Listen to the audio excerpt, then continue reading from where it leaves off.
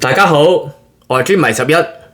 今集咧就想同大家介紹一下 Butterfly 嘅一啲周年紀念品喎。咁啦，首先咧我就要從呢本書開始講起啦。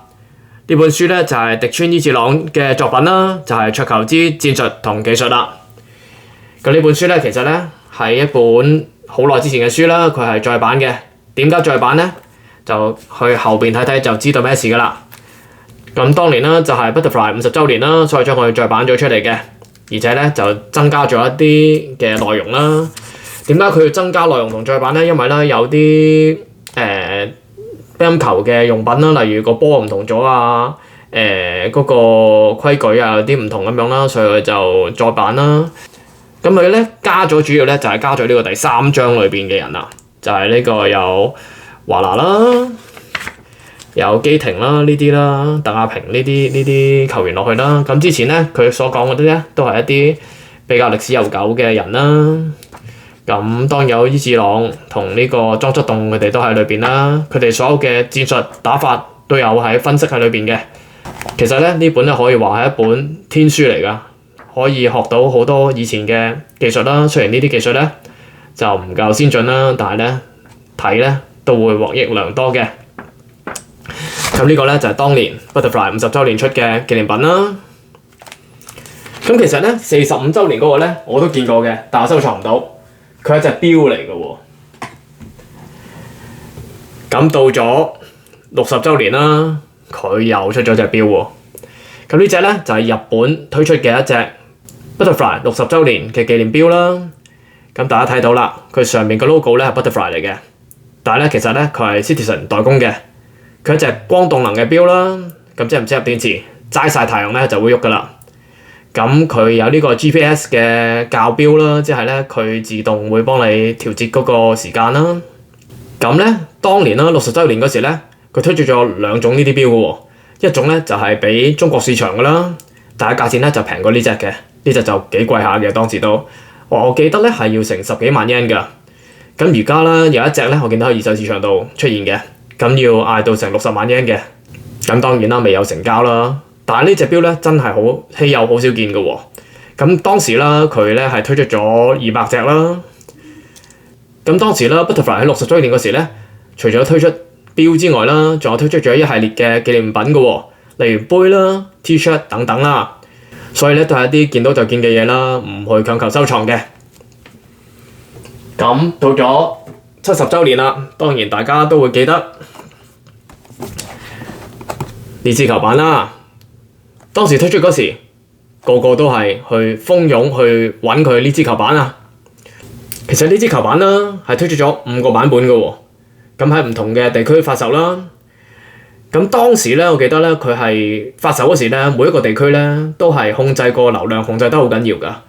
譬如國內啦，每一個呢個代理商咧只可以訂2支嘅啫。咁喺歐洲咧，每個個人咧淨係可以訂1支，所以咧佢就變得咧非常之平均咁分散咗喺唔同嘅人手上啦，亦都咧可以令到咧啲人咧唔可以囤積居奇，唔可以大量咁入手咧嚟到炒賣佢，令到咧佢更加似一個收藏品。咁咧令到好多炒家啦都無從入手，咁咧令到呢支球板咧流通量咧唔算多嘅。咁我開呢支俾大家睇睇先。呢一支咧應該係一支日本版嚟嘅。咁裏邊有個 box card 啦，係咧有呢個 Butterfly 嘅 founder 啦嘅一個 box card 啦。咁 Butterfly 咧點解會今次咁重視呢個70週年呢個紀念咧？就因為啦，佢係佢個 founder 啦，咁啱似100歲冥壽，所以2樣嘢一齊慶祝，所以咧佢就係好高調咁樣去做好多呢個紀念品出嚟啦。咁佢後邊有講佢嘅歷史啦，而佢上邊啦板上邊印呢個努力啦，就係佢 founder 當時寫咗喺個 office 裏邊掛喺牆度嘅一個墨譜啦。咁拎支板出嚟睇睇先。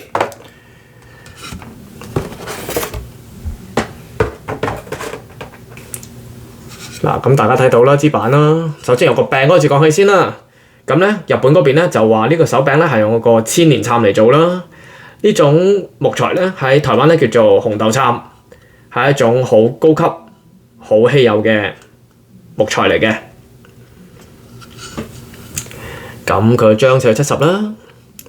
咁一個金標啦，因為佢個紀念版啦。咁上邊努力個字頭先都講過啦，係 Butterfly 嘅 founder 嘅親手嘅親筆寫嘅字啦。咁上邊啦就有呢個印有佢係第幾支啦。咁我呢個係日本版嚟嘅，寫 JP 啦。咁咧就總共推出咗2600支，咁我呢支係第2000支啦。咁咧其實咧喺呢啲收藏裏邊啦，因為佢有 number 喺度喎，所以咧如果好運嘅話咧，就會收到連 num 啦，即係好似我依1999同2000咁樣啦。咁咧呢一樣嘢咧，都亦都令到咧呢對版咧嘅收藏價值高啲嘅，因為咧你撞到連續嘅 number 嘅機會咧係比較低啲啦。咁啦，再睇一睇呢個版本啦。嗱喺個盒度咧，基本上睇唔到個分別嘅。嗱又係有 box 卡啦，大家見到咧裏邊咧有呢個護膜咧，就知係邊度嚟㗎啦。佢就係一個國內版本啦。嗱呢度就寫住國內嘅代理嗰啲嘢啦。咁國內版本咧就係推出2000支。咁即係少過日本版啦，日本版係2600支啦。咁當時啦推出咗呢個日本版啦，同埋呢個國內版嗰時咧，由於呢個僧多粥少啊，有好多國內嘅炒家啦都好想要。咁咧佢哋咧由於佢哋唔想高價嚟收嚟炒啦，咁咧佢哋又開始放啲假消息出嚟啦，就話日本嗰邊啊會出第二批啊，你哋唔使急㗎，等第二批先收啦，咁樣啦，令到咧日本版嘅價錢咧諗住令佢回落啦，咁最終咧都係俾人知道假消息啦。咁講翻啦，中國版本就寫住 CN 啦，咁日本版本就寫住 JP 啦。到咗呢一個版本啦，就寫住 OS 啦。OS 呢個版本係咩咧？Overseas 咁解啦。咁 Overseas 嘅版本咧就少啲喎，就係得1080支嘅啫。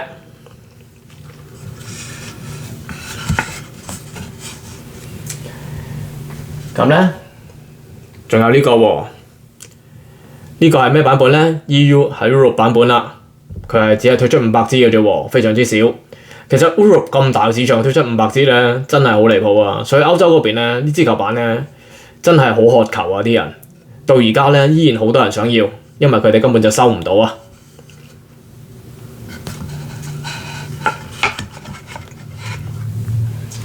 咁仲有第5個版本咧，就係呢個版本啦，就係 TW 啦，即係台灣版本啦。台灣版本咧同歐洲一樣喎，有500支喎。其實以台灣一個咁細嘅地方啦，佢都分到有500支，但係歐洲一個咁大嘅地方咧，反而得500支咁少，咁真係有少少特別啊，有少少唔夠分啦，令到佢哋。咁咧，我見到呢有啲好特別嘅嘢喎。嗱，大家見唔見到啊？佢喺個 number 度咧，歐洲嗰個係07啦，台灣嗰個係14啦，咁到日本啊同埋國內嗰個咧就係18喎。咁點解佢會做咗呢個歐洲版本先咧？就因為咧運送過程問題啦，由日本運去歐洲嘅船咧係要一段時間先過到去啦，所以先做咗歐洲版本先。咁跟住咧佢就做咗 Overseas 啦，即係 Overseas 就即係海外啦，同埋台灣啦，因為都要運噶嘛。Overseas 咧其實係北美又係 Overseas 啦，東南亞又係 Overseas 版本嘅。其實呢108支咧都分咗好多國家㗎。咁當時啦喺北美咧，我記得分得幾支咋，北美真係分得好少啊。咁最後尾咧就係做呢個日本版啦，同中國版本啦。咁努力版啦，就係有呢5個版本啦。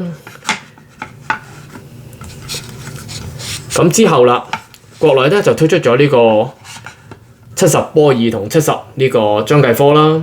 國內嘅嘢一出咧就炒得好緊要㗎啦。但係咧根據我經驗啦，佢咧係炒到一陣嘅啫，就好似之前嘅張繼科好靚豪華盒咁樣啦。咁啦，因為咧佢今次咧喺國內銷售方法啦，唔似之前咁有秩序啊。之前嗰個係每個代理商限買2支啊嘛，呢一次唔係大手咁入，咁啲人咧就囤積居奇咗啦。咁你就要知道佢嘅市場嘅運作啦。如果唔係咧，就好易損手爛腳嘅。咁當時啦，波爾70同埋呢個計科70嗰時啦，我見到唔少香港嘅朋友咧，都係喺呢個接近高價咧接咗好多貨嘅，仲要接越多添，有啲人好似上咗癮咁樣，覺得咧佢會繼續狂升上去嘅。其實儲球板呢啲嘢啦，都係講一個愛字嘅啫，唔好諗住從中咧可以獲取好多利益啦，甚至當佢炒賣工具咧，呢個心態咧實在係非常之唔要得嘅，亦都咧會令自己咧跌入咗一啲呢個商人嘅圈套啦，以為啲嘢有得炒喎，咁就走去高買咗佢。咁乒乓球板啦，唔係咩收藏大項嘅嘢啦，唔似郵票啊、錢幣咁樣咁多人儲啦，亦都好多人其實唔係咁熟悉呢個市場嘅，貿貿然入嚟咧，亦都會招致自己嘅損手爛腳啦。咁咧，其實啦，我呢度就齊咗一套70努力啦。我見過啦，好多有儲呢個努力球板嘅收藏家啦，都唔齊一 set 嘅。以我印象啦，我見過一個，咁即係第二個就係我啦。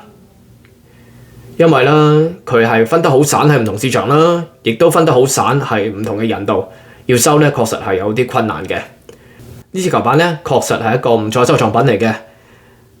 以我收藏咗咁多年乒乓球板嚟講啦，佢喺意義上非常之好，遠比呢個國內嘅波爾70同埋呢個張繼科70咧高嘅。咁始終啦，其實 Butterfly 70關波爾同埋張繼科乜嘢事咧？咁今日節目時間係咁多啦，多謝大家收睇，下集見，拜拜。